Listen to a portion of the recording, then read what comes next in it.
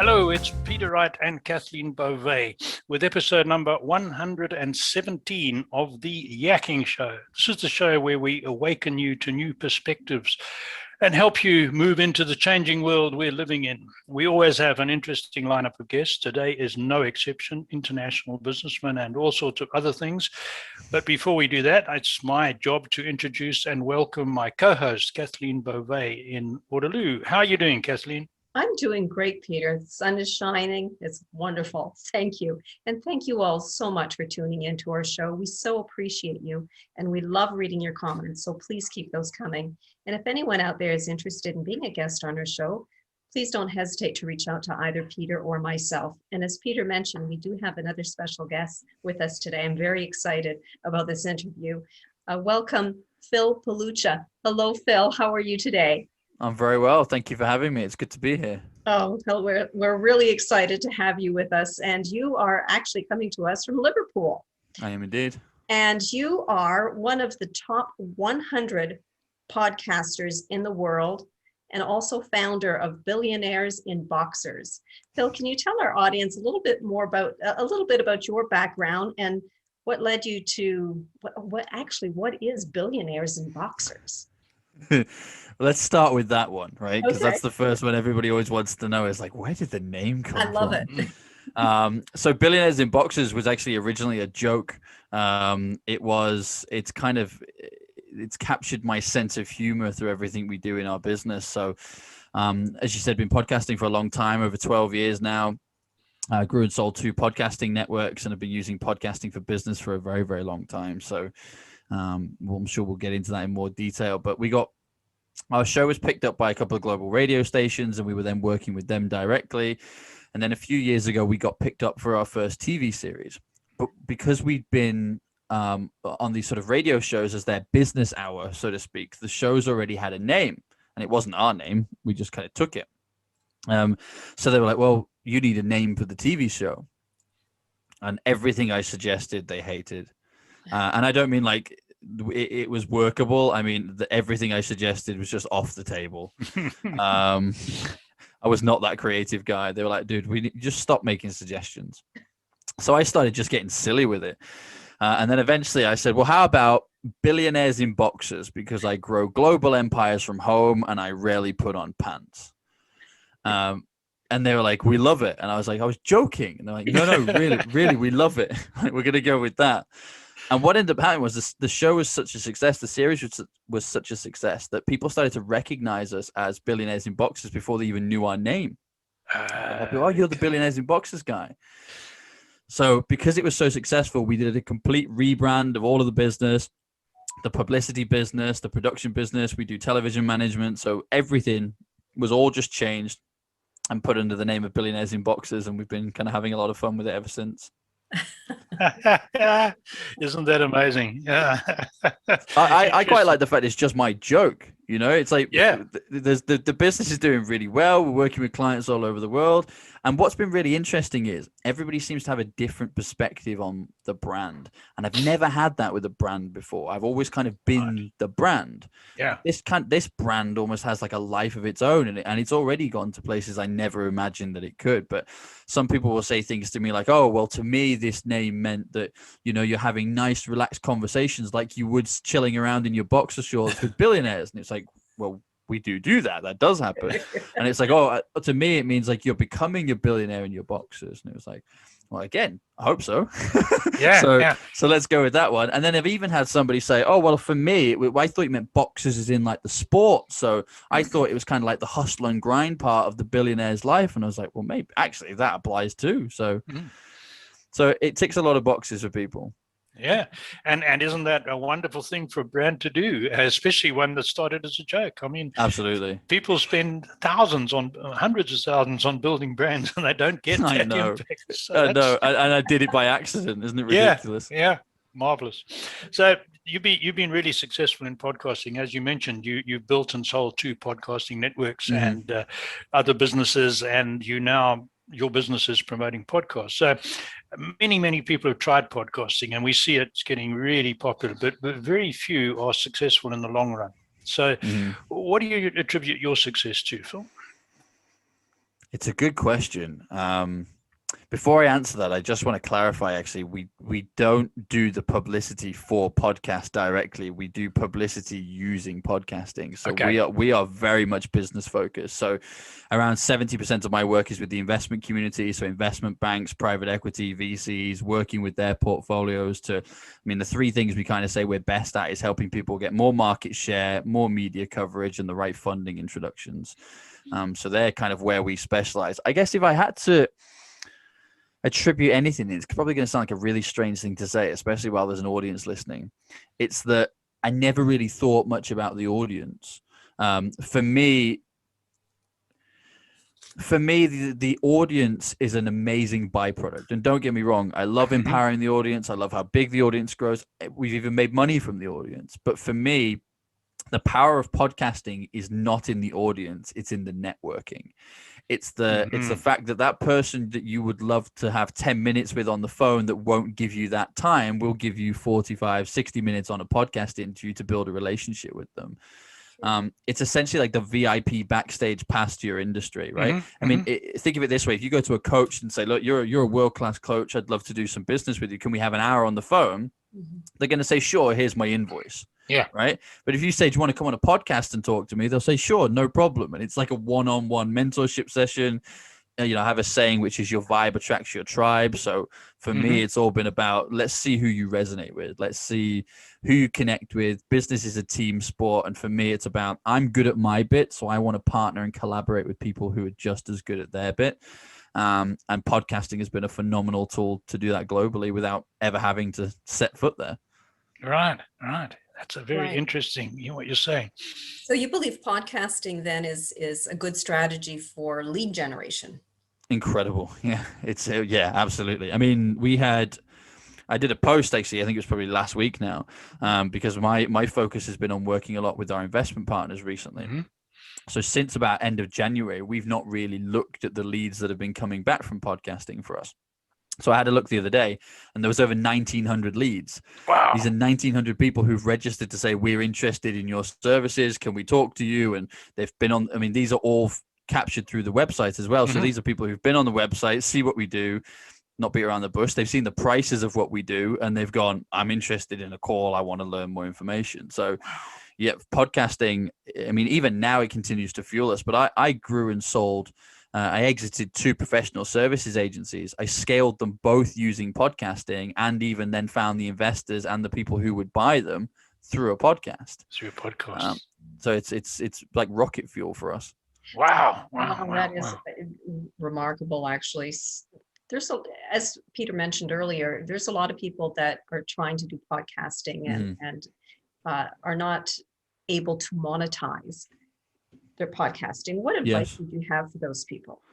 Stop trying to run it like a TV or radio show. Okay. Would be number one. So less than 10% of podcasters will ever make any money from it. And as somebody who's made money from it repeatedly for the past 12 years, I can honestly tell you that if you design your strategy to grow an audience, you're going to struggle to monetize. If you design your podcast to network and leverage up and collaborate, the audience will come as a byproduct because it feels more authentic and more natural. They get a behind the scenes snapshot into how people do business, and that's far more valuable for people. So actually both will grow simultaneously that way. But I like to use this as an example because these 2 points often make people sit up and go, what? So the first one is, you can make money from a podcast that doesn't have any listeners. Yeah, see? Exactly. Right. And let me tell you how. Okay. Number one, there will be people with the guests that you're meeting. There will be people in their phone book. And in fact, this works with hosts as well. So it doesn't matter whether it's as a guest strategy or a host. There will be people in their phone book that could fuel your business for a good while. And likewise with you. So if we just, at the end of this call, we turn everything off and we say, listen, let's make 3 or 4 introductions for each other. That's money for each other. Right. So there's the first way. The second way is that if you've ever worked with a marketing agency or a marketing manager, they will always tell you that their biggest gripe is that their client doesn't create enough content. Because what happens is they go to the CEO and it's like, you need to create more content. And the CEO is going, well, isn't that what I hired you for? You're the marketing agency. You create the content. So what ends up happening is they end up trying to do their best interpretation of what they think your voice should be within the industry. Well, if they're repurposing a podcast interview, whether it had 0 listeners or not, it's no longer an interpretation of your voice. It is your voice. It is your voice. Yeah. Right. The third and final way is through direct outreach, right? Everyone's got an email marketing list. Everyone's got a LinkedIn account. We've all got people to talk to. But the amount of people I speak to that say, I've got 20,000 connections on LinkedIn and I never get any leads from it. It's like, then you're not fishing with the right bait, because if there's loads of fish in that pond and you're throwing your rod in and catching nothing, you're not using the right bait. So a great way to do that is, let's use the example a minute ago of the repurposing content for your social media page. We repurpose this particular interview and we stick out 5 60 to 120 second long videos onto our LinkedIn. 4 of those videos get 1,000 views. 1 of them gets 5,000 views and a load of comments. That's clearly the one that's resonating with the audience. Right. So now I'm going to take that video and I'm going to message it directly to the top 20, 30 people that I want to work with on LinkedIn. And I'm going to say, hey, I'm not going to cold pitch you because I hate it when people do that to me. Here's a link to a podcast I did recently discussing this, this, and this. Check out this little clip. If it resonates with you, let's jump on a call and learn more about each other. Okay. Very good advice. Wow. Yes. Very good. So on your website, you talk about being a podcast publicist. I think you've covered a little bit of that already, but for our audience, can you expand on that a bit? So we do actually do publicity across the board for businesses. So we do a lot of keynote speaking stuff, television stuff. I mean, I class it as new media. I like the new media stuff. Don't get me wrong, we'll do some of the print stuff, but it doesn't really interest me all that much. It's kind of radio, podcast, TV, keynote speaking events, and movies is a new one for us over the last sort of 12 to 18 months, which is pretty fun. But we always start with podcasting, and podcasting will remain my favorite form of media, which people always think is really strange. It's like, you're into your 2nd season of your TV show, but podcasting is still your favorite thing to do. And it's like, yeah, because when we record a TV show, we do 2 hours, of which you'll get to see 43 minutes. Right. And somebody else decides which bits will be most important, and they rip bits out and do all this kind of stuff. And for me, podcasting is so authentic and so genuine that people really get to know who you are. So, I mean, Salesforce say that in 2021, you need 21 touch points from somebody to buy from you, from never having heard of you. I remember when it was 6, do you? And 7, I remember 7 not long ago. Crazy. Yeah. So, but now it's 21 touch points from never having heard of you to doing business with you. That goes down to more like 4 or 5 if they've listened to your podcast episode, because the brain can't tell the difference between meeting somebody digitally and meeting somebody in person. And a great example of that is, how many times have you been sad when a celebrity died, right? I remember being really sad when Robin Williams died. I didn't know Robin Williams. No. but I felt like I did, and I was sad when he passed away because this guy had been on my screen my whole life. I'd grown up watching his movies. Well, it's the same kind of philosophy. It's the same science behind it. If they've listened to a number of your podcasts, it's like they've listened to several hours of you having a conversation, and they feel like they know you. So by the time they come on the phone, the conversation is much more friendly and peer-to-peer, because you've already got rid of that entire ice-breaking stage. They know who you are, they know what you're about, and they want to have a conversation with you. And that's very fruitful. Obviously. So just briefly, if someone watches this show and says, wow, I'd really like to talk to Phil, what do you do with a new client? How do you get them on board? It's a good question. So the first thing I would say is we're very picky over who we work with. I know it sounds like an awful thing to say, but we've got a 100% success record over the past 6 years, and we didn't get that accidentally. Realistically, we'll probably work with around 100 current and future industry leaders each year. No more, no less, really. Now, we have a couple of programs that people can get involved in, whether it's kind of a group training thing, because often that's all people need, right? And if they want to make some money, if they want to do well, but they don't really need to be at the top of their industry, they don't want to be the Apple of their market, then actually all they need is the strategy and the formula as to how to go and do this. There are plenty of podcast guest booking sites out there that you can go and use either for free or for a relatively low cost, but you need the strategy to figure out how you're going to turn that into money. So we teach that through our group training sessions. If you want something a bit more one-on-one, we still offer some starter packets, which are a mixture of, I call it giving you a fish whilst teaching you to fish. Because for me, the idea of just here, have a fish. Well, you're going to be dependent on me next month again for a fish, aren't you? Whereas this way, I'd rather say, look, here's how we get the fish. Let me show you and I'll get a fish for you. Now you go away and do your own sort of thing. So it's a mixture of done for you plus coaching. And it's all really designed around, I mean, look, I'm a surveyor by trade, so I like blueprints, right? So Royal Institute of Chartered Surveyors qualified, studied with them through the University of Wales, and my attitude to everything is I want the blueprint. So when you see that great, amazing building or stadium, I see X amount of bricks times this amount of glass times this amount of man hour equals this. And I try to do the same with the business strategy. So, you know, if your ambition right now as a startup business is to trade on NASDAQ or the New York Stock Exchange and is to be, you know, $1 billion business, well, let's reverse engineer it. Where are you trying to get to? Where are you right now? And let's design the roadmap that's going to get you there. And that will be a combination of getting you the right funding, the right media attention, but actually business is a team sport, as I said earlier. So it's about who you're going to need to add to your team, both internally and externally, to make this a realistic possibility. Right. So when we talk about podcasts, naturally, we're thinking of audio versions, but do you think it's just as important to have the video version, just like what we're doing right now? Honest answer? Yes. No. No. Okay. I like video, but I don't think so. I mean, the way people engage with podcasts is slightly different, I feel. I mean, if you look at the user behavior of YouTube videos, for example, people skip a lot. You'll also have started to notice now when you go into the comments on a YouTube video, particularly the larger videos, people will say, oh, the good stuff starts around this, and they'll put a timestamp, and people will click on that timestamp and go straight to that bit. Whereas with a podcast, people tend to listen to it differently, right? You tend not to listen to a YouTube video in your pocket whilst doing something else, but you will treat a podcast that way. So you'll listen to it in the gym, on the way to the gym, whilst driving, whilst pottering around your house doing stuff, with your headphones on while you're working, whilst you're in the garden. There's a whole range of places that you will engage with a podcast that you are less likely to engage with your phone to watch a video. I prefer it for the repurposing of the marketing, to be completely honest. Even that's not entirely necessary, but I think people like to see a face when it's a sort of 60 to 120 second clip for the marketing repurposing. But actually, I mean, if you look at the demographics of what you do with your own podcast, I think you'll probably find that more people will listen to it on iTunes, Spotify, Google Player, Google Pods, all this kind of stuff than will watch the YouTube video.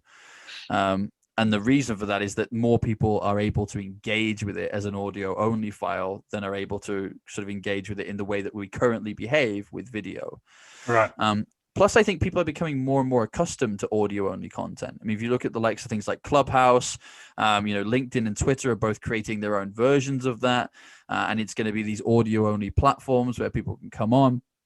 And I think, for me, a large reason behind that is, we're all used to audio because we've all had a phone, right? We've all been used to speaking with people on the phone. But how many people freak out about going on video? They have a real thing about it. It's like, oh, I don't like seeing myself on video. I don't want to be on video. I don't want to do that. I've seen people in the recruitment space who would be perfect for a job and they won't go for the interview because it's a video interview. Really? Yeah. So interesting. It's because we're used to the phone. So it's actually not that much of a detraction away from, I can do an audio conversation with somebody. Getting on camera feels a little bit stranger for me. And I think to add to that, two things I want to mention, that certainly my generation and probably people 20 years younger than me, in their early years, childhood and teenage years, probably listened to the radio more than TV, right? That's true. So there's again that reinforcing the audio bit. What about the actual production? We like to interview people on video because it seems to us easier, more comfortable, and more natural than only hearing their voice. We can pick up a little bit of the nonverbal communication, which you don't get on straight audio. What's your thoughts on that, Phil? I think it's true, but I mean, an example of that would be the podcast that I record. I don't record video, but we'll see each other whilst we're having the conversation. So we'll still see each other in the way that we're seeing each other right now, to pick up on those nonverbal cues and how that's going, and kind of, that is helpful whilst having the conversation. I just don't feel it's as necessary whilst listening to the conversation. Okay.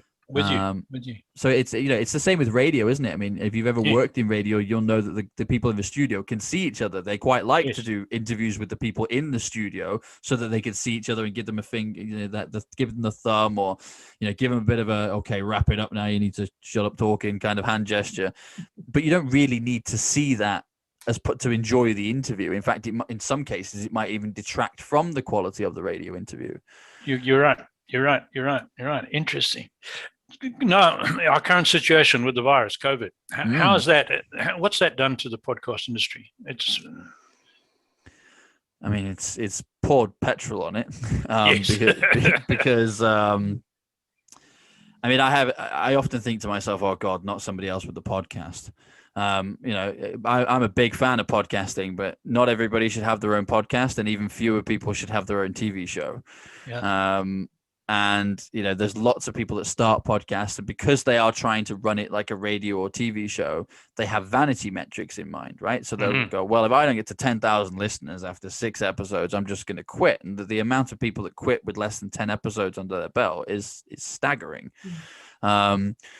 So whilst it's done a lot for the podcast people who are podcasting, it's also really kind of led to people looking at this whole podcasting movement and going, well, I wonder how else we can make money from this. Do guest appearances help?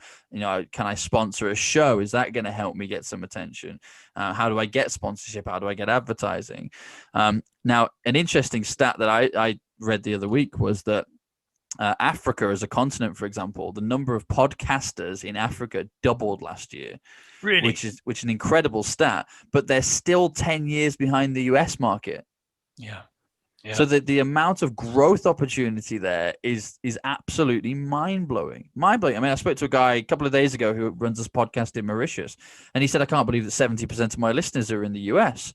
And I said, I can, because the US are very, very active when it comes to listening to podcasts. Yeah. But that doesn't mean that you shouldn't create content for other areas, because those areas are growing rapidly and they're emerging. So there's a whole wealth and plethora of opportunities within podcasting for people. But as I said, I mean, the way I liken it is quite a steadfast rule, and not everybody will agree with this, but I don't care. It works for me. So whatever. Your podcast is about networking and about learning, right? Appearing on somebody else's podcast is about value add, credibility, and sales. Right. End of discussion. So if you're trying to get sales through your podcast, it can be done. I did that strategy as well when I first started. It can be done, interviewing potential guests on your show and building a relationship with them that way, in terms of I would like to work with these 50 companies, so I'm going to invite each of their CEOs onto a podcast and build a relationship with them. That can be done. But if you're trying to sell to an audience, I liken this to, are you going to have more success making sales appearing as a keynote speaker at already established events in your industry, or is it going to be better for you to start your own exhibition and event and make yourself the keynote speaker and try and get sales that way? It's exactly the same thing with a podcast. It's so much easier to appear on somebody else's show to generate that interest and speak to existing crowds than it is to try and generate your own audience out of fresh air and sell from there. You're right. And that's a really good way of looking at it, that analogy with events. Yeah. Exactly. Wow. So, Kathleen, over to you. Looking through your crystal ball, Phil, what does the future hold for Billionaires in Boxers? It's an exciting time for us. It really is. I mean, this business, as I kind of alluded to earlier, has a mind of its own these days. I mean, I'm a surveyor. I've got nothing to do with publicity, nothing to do with media. I discovered this stuff because I needed a way of generating sales for my business. I'd grown and sold the 2 sports podcasting networks, and I wondered whether I could make it work for business, and found some strategies through trial and error. I mean, what is it they say? It's a overnight success, 12 years in the making. So I made all the mistakes so that other people don't have to. But that's already led us to things like, we've just won funding for our very first movie that we're going to start recording at the end of the year. We create 250 hours worth, not just for us, but for our clients, 250 hours per month of business content across 15 different satellite television networks. Per month? per month. Wow. 200. And let me let you in on a little secret. That's because that's how much we can handle right now. They would quite happily throw 3-4 times that amount of time at us, especially during COVID, because they can't get into the studio to record. So the cost of reruns has gone through the roof. So that anybody who can create great content virtually for them is worth their weight in gold right now. And they're just like, gimme. Listen, we're going to lose sponsors if we don't find another 100 hours of content for this month. Can you take it? And it's like, look, I can take that bit, but I can't take all of it. Because there's a lot that goes into television production. Not least of all that you have to have at least 10 episodes before they'll even start to talk to you about scheduling. So it's a lot of work that goes into this kind of stuff. Well, tell me. That's a huge amount of work. But I think for Billionaires in Boxers, I mean, my aim is still I want to be the world's most recognizable entrepreneurial broadcast network. So at some point, I don't want to be on other people's TV networks. I want to be the TV network. And that's definitely one place that we're heading. The other, which is something, up until a couple of years ago, I never would have imagined me even saying, but at some point we will get involved in that investment fund space. We know where the investors are. We come across a lot of great businesses ourselves. So at some point, we will become our own capital fund, and we will be investing in businesses from the emerging markets and helping them to either go public or at very least break into more of the established markets and show the world what they can do. Wow. And with the foot in Africa, you're in the right place for that. Well, foot in Africa, last 7-8 years working quite extensively with Southeast Asia. I've already set up 2 businesses and 2 offices in Latin America. So we've got a business registered in Panama, and I have a small team in Brazil. So we're already getting ready for Latin America as well. So yeah, I love those emerging markets. They say necessity is the mother of invention, right? And those places still have a lot of problems, but now they have the technology and the communications and the connections to start doing something about it.